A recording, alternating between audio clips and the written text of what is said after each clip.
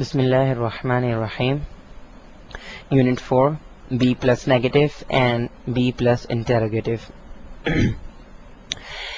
آپ اس سے پہلے یونٹس میں بی کر چکے ہیں کہ بی کیا ہوتا ہے اور کس طریقے سے استعمال کرتے ہیں.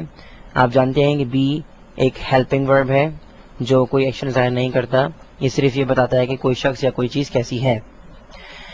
تو آج ہم یہ دیکھیں گے کہ بی کو کس طریقے سے نیگیٹو سینس میں استعمال کیا جا سکتا ہے، یعنی کہ وہ جملے جو جس میں بی ہوتا ہے، مثال کے طور پہ از ایم آر، تو ان کو کس طریقے سے نیگیٹو میں اور کس طریقے سے انٹروگیٹو میں تبدیل ہم کر سکتے ہیں.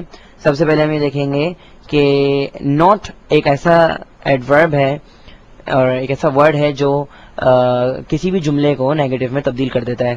مثال کے طور پر آپ دیکھ سکتے ہیں ہی از اے اسٹوڈنٹ، یعنی کہ وہ ایک طالب علم ہے. تو ہی از اے اسٹوڈنٹ یہ افرمیٹو جملہ ہے، یہ مثبت جملہ ہے، پازیٹیو جملہ ہے. اور اگر ہم اسے نیگیٹو یعنی کہ انکار میں تبدیل کرنا چاہ رہے ہیں تو ہم کیا کریں گے اس کے ہم کہ بی کے بعد ہم کیا لگا دیں گے، ناٹ. مثال کے طور پہ آپ دیکھ سکتے ہیں he is a student, it's affirmative sentence یعنی کہ افرمیٹو جملہ ہے، اور ہم نے اس کو نیگیٹو میں تبدیل کس طرح کیا، ہی از ناٹ اے اسٹوڈنٹ یعنی کہ وہ طالب علم نہیں ہے. تو ناٹ جو ہے وہ کسی بھی جملے کو نیگیٹو بنا دیتا ہے. مثال کے طور پر آئی ایم اے ٹیچر، تو یہ جملہ کیا ہے، یہ پازیٹیو ہے، افرمیٹو جملہ ہے. اس کو ہم نیگیٹو میں کس طرح کریں گے کہ ہم بی یعنی کہ ایم کے بعد ہم کیا لگا دیں گے، ناٹ. تو یہ بن جائے گا I am not a teacher یعنی کہ میں استاد نہیں ہوں. ذہن میں رکھیے کہ ناٹ جو ہے وہ ہی کے بعد نہیں لگے گا یعنی کہ سبجیکٹ کے بعد نہیں لگے گا، بلکہ وہ بی کے بعد لگے گا یعنی کہ ورب کے بعد لگتا ہے. ناٹ جو ہے اس کی جو پراپر جگہ ہے، جو پراپر پلیس ہے، وہ بی کے بعد ہے یعنی کہ ورب کے بعد ہے.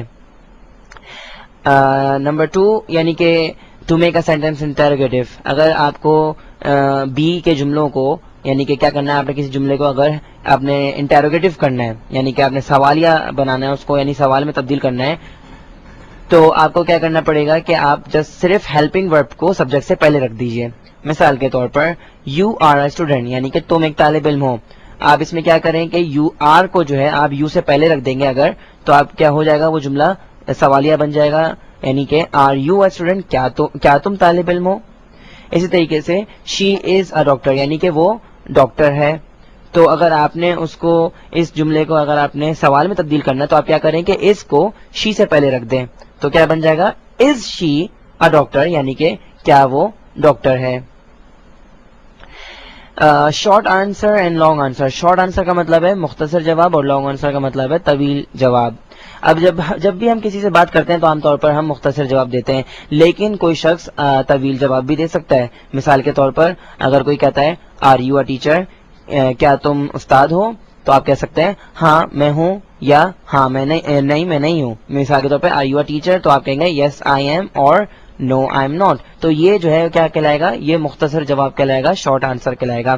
اسی سوال کا طویل جواب بھی ہو سکتا ہے. مثال کے طور پہ are you a teacher, I am a teacher اور I am not a teacher. مثال کے طور پہ سے کہتا ہے کیا تم استاد ہو، ہاں میں استاد ہوں یا میں استاد نہیں ہوں.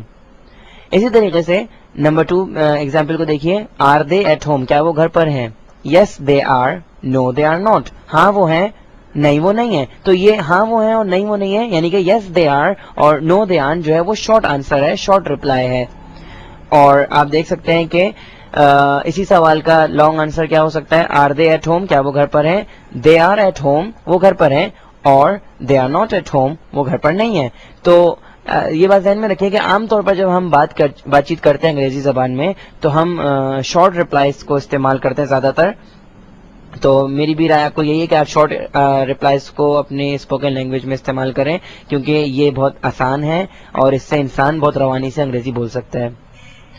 ایک بات جو بہت زیادہ اہم ہے اور ذہن میں رکھنے کی ہے، جس میں طالب علم اکثر غلطیاں کرتے ہیں، وہ یہ ہے کہ شارٹ آنسرز جب بھی ہم دیتے ہیں، مثال کے طور پہ آر یو اے ٹیچر تو آپ کہیں گے ہاں میں ہوں، یس آئی ایم.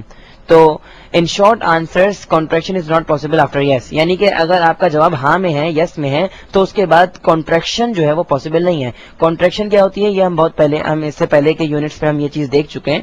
یونٹ نمبر 3 میں ہم نے کانٹریکشن ہی کی تھی اگر آپ کو یاد ہو. تو ان شارٹ آنسرز یعنی کہ شارٹ آنسر میں مختصر جملوں کے اندر، مختصر جواب کے اندر ہم کانٹریکشن نہیں کر سکتے، کانٹریکشن ممکن نہیں ہے. اگر آپ کریں گے تو وہ کانٹریکشن غلط ہوگی. مثال کے طور پہ are you a teacher, yes I am. So یہ آئی ایم جو ہے وہ غلط ہے, یہ کانٹریکشن ممکن نہیں ہے, آپ کو پورا کہنا پڑے گا یس آئی ایم. اسی طریقے سے دوسری مثال دیکھیں, آر دے اسٹوڈینٹس, تو آپ کہیں یس دے آر, تو یہ بالکل غلط ہے, یعنی کہ دے آر کانٹریکشن ممکن نہیں ہے, یس کے بعد کانٹریکشن نہیں ہوتی, یہ بات ذہن میں رکھیں, آپ کو پورا جملہ کہنا پڑے گا یس دے آر. نمبر 2 دیکھتے ہیں, شارٹ آنسرس جو ہے وہ ممکن ہے, یعنی کہ ان کی کانٹریکشن جو ہے وہ ممکن ہے شارٹ آنسرس کے اندر, لیکن صرف نہیں کے جملوں کے اندر. اگر آپ کا جواب نہ میں ہے یعنی نو کے اندر ہے تو آپ کانٹریکشن کر سکتے ہیں. یس کی صورت میں کانٹریکشن نہیں ہے, لیکن شارٹ ریپلائز کے اندر اگر آپ کا جواب نہیں میں ہے, نو میں ہے, نیگیٹو ہے, تو آپ کانٹریکشن کر سکتے ہیں. مثال کے طور پہ are they at home, no they are not, اور نو دے آرنٹ, یعنی کہ آپ دیکھ سکتے ہیں کہ یہ آنسر جو ہے وہ نیگیٹو ہے. آر دے ایٹ ہوم, کیا وہ گھر پر ہے, نو دے آر ناٹ, اور نو دے آرنٹ. تو آپ یہ دیکھ سکتے ہیں کہ کانٹریکشن یہاں پر ممکن ہے.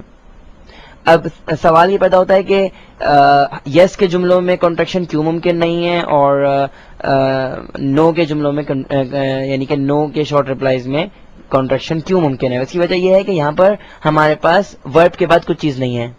یس کے جملوں کے اندر یس آئی ایم, تو آپ کے پاس آئی ایم کے بعد کچھ نہیں ہے, یعنی کہ آپ کے پاس کوئی چیز نہیں ہے, ورب کے بعد آپ کے پاس کچھ نہیں ہے, اس لیے یہاں پہ کانٹریکشن ممکن نہیں ہے.